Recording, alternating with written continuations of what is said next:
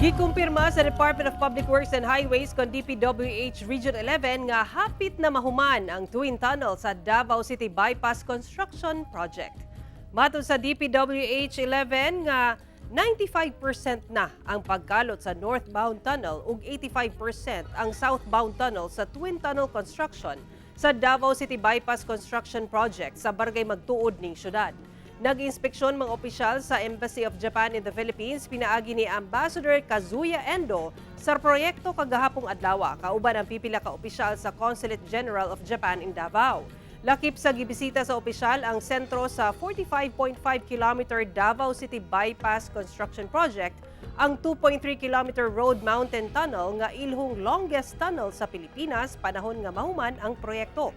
Adunay duha ka managlahing tube ang maong tunnel alang sa northbound ug southbound aron mas luwas ang pag-agi sa mga motorista. Gibutiag ni DPWH Senior Undersecretary Emil Sadain nga target mahuman ang tunnel breakthrough sa ikaduhang quarter karong tuiga. Ang proyekto gipundohan pinaagi sa Japan International Cooperation Agency nga gisugdan sa milabayng administrasyon.